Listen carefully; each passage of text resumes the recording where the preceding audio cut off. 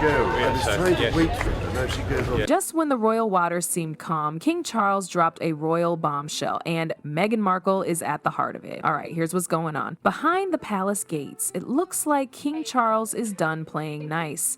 According to insiders, he's made it crystal clear. Meghan Markle is not welcome back into the royal fold, and this isn't just some passive-aggressive statement. We're talking about an actual decision that's been described as final, with Charles refusing to even consider reconciliation while Meghan remains part of Harry's life. Sources close to the situation say the king has drawn a line in the sand. He's allegedly told those in his inner circle that the door is open to Harry only if he returns alone without Meghan. That's a major shift considering how the royal family usually plays things close to the chest. This time, Charles is said to be taking a firm stand. And to make it even more pointed, he reportedly made this clear through trusted intermediaries, meaning Harry got the message loud and clear without any direct contact from his father. This isn't just about personal drama, it's about legacy. King Charles is reportedly focused on protecting the crown's image and long-term future. There's a belief within the firm that Meghan brings drama and distraction, and Charles isn't willing to let that cloud the monarchy's reputation, especially now that he's the one steering the ship. And here's the kicker. Insiders say this move wasn't made out of emotion. It was strategic, calculated. The king weighed the risks and benefits and ultimately chose to close the royal door on Meghan, even if it meant losing Harry for good.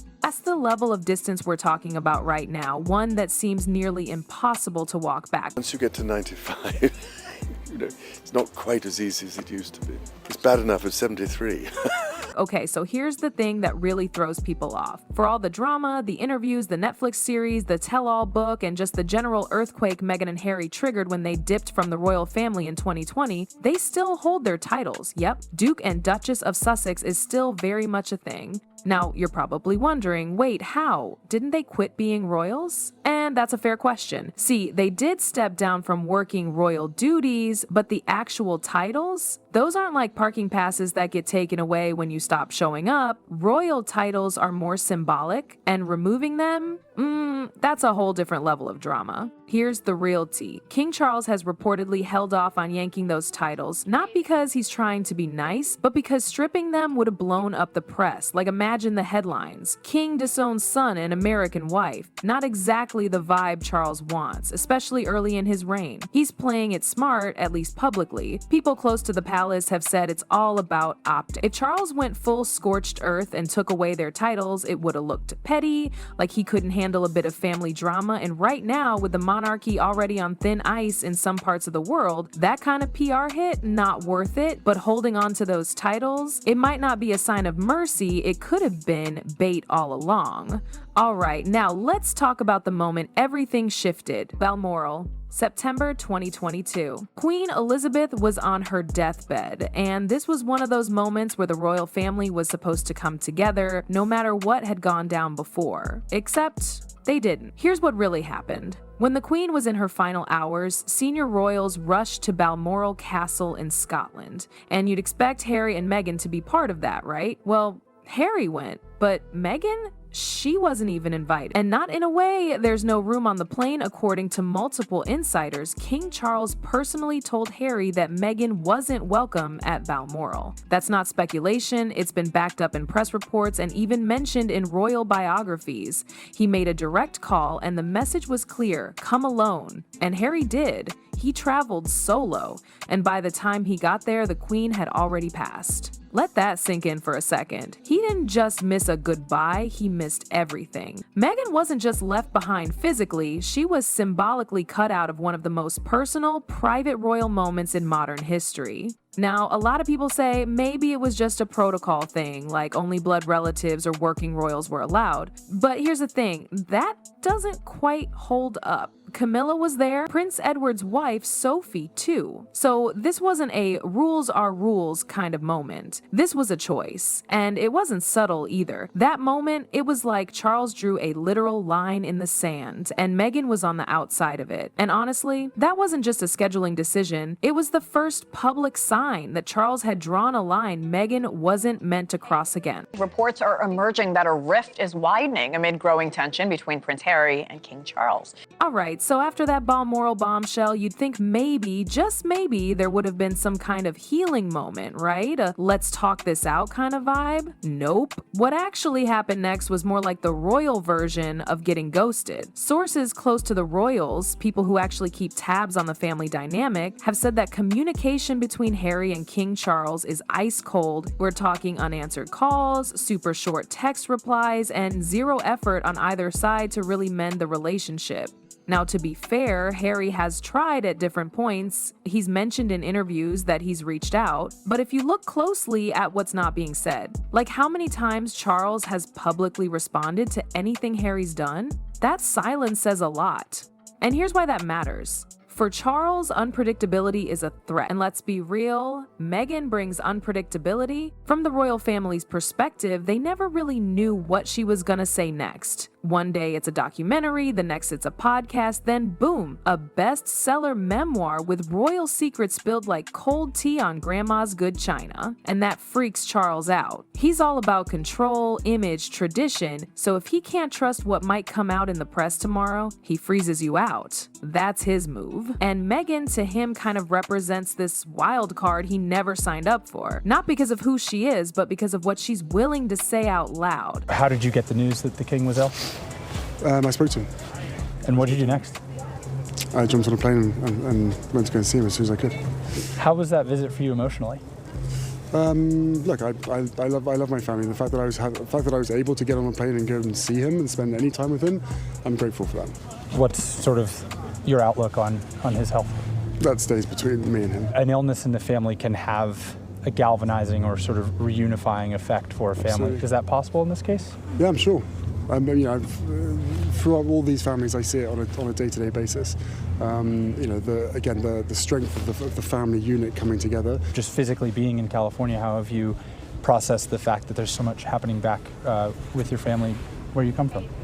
I have my own family, right? So as we all do, yeah. Right? So, my family and my life in California is as it is. So what started with a phone call at Balmoral turned into a royal freeze-out that only deepened with time. Now let's talk about the real root of the tension, Meghan's image versus what the palace expected from her. Because when Meghan first joined the royal family, people thought she'd be this modern, polished addition to the monarchy. A little sparkle, a little Hollywood charm, and maybe help freshen up the brand. But what the palace didn't expect was Meghan being Meghan. She wasn't about to shrink herself into the background. She had opinions. She had a voice. And the minute that Oprah interview dropped, it was like the royal PR machine got hit by a tidal wave. And then came the Netflix doc. And then the Archetypes podcast, and of course, Harry's book Spare, which didn't just spill tea, it poured the whole pot out. Page after page of royal secrets, private convos, emotional wounds, all out in the open. And look, whether you believe every word or not, the impact was real. The palace hates unpredictability, and Meghan basically turned the royal bubble inside out. So yeah, to them, she became a disruptor, a challenge to the quiet, don't ask, don't tell style the royals have lived by for centuries. But here's where it gets messy. Behind palace walls, that fear turned into strategy. Meghan wasn't just a disruptor anymore, she became the scapegoat. Like, oh, things are rocky? Blame Meghan. It's easier to frame her as the outsider causing chaos than to admit the monarchy itself might have cracked. And while all that was going down publicly, King Charles was quietly making moves in the background, redefining royal roles, shifting focus toward the next generation, rewriting how things work, because clearly the old way wasn't cutting it anymore. And behind palace walls, that fear turned into resolve, especially as King Charles quietly began rewriting royal protocol for the future. There was an interesting sounding meeting, wasn't there, that took place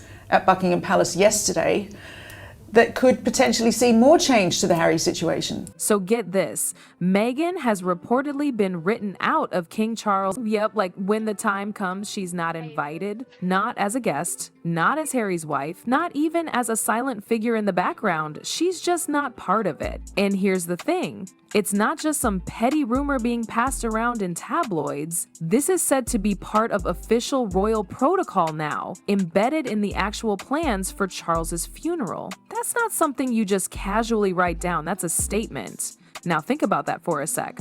Royal funerals aren't thrown together at the last minute. They're planned years in advance, everything from who walks where to what music plays to who gets invited. So if Meghan's name is missing from that guest list, that was a decision made on purpose. It's not about feelings anymore, it's about legacy. And Harry was stunned. Hurt, obviously. I mean, it's not just another event, this is his father's funeral. And knowing your wife is officially unwelcome at that moment, that cuts deep. But here's the truth. He's powerless. This isn't his royal machine to control anymore. That chapter closed when he stepped down. This wasn't about etiquette anymore, it was legacy. And Charles made it clear Meghan would have no part in his final chapter. So now we're here, the aftermath. And it really begs the question, where does Harry even go from here? Like, we've seen him stand by Meghan time and time again. Through the press attacks, the family cold shoulder, the public scrutiny, he's made it clear that she's his choice. But this latest move from Charles feels permanent. It draws a line, one that says we've moved on without her. And that kind of decision puts Harry in an impossible spot. Because now he's left asking, do I keep standing by my wife even if it means watching my family fade further away, or do I try to fix the bond knowing that it might mean distancing myself from the one person who's always backed me up? It's the ultimate tightrope act, love versus legacy, and no matter which way he leans, someone loses. If you thought the family was just going through a rough patch, think again. The monarchy just made its stance crystal clear. So what do you guys think? Was King Charles being ruthless or just protecting the crown? And how much longer can Harry keep balancing between two worlds that clearly want nothing to do with each other? Let me know in the comments. That's it for today. See you in the next video.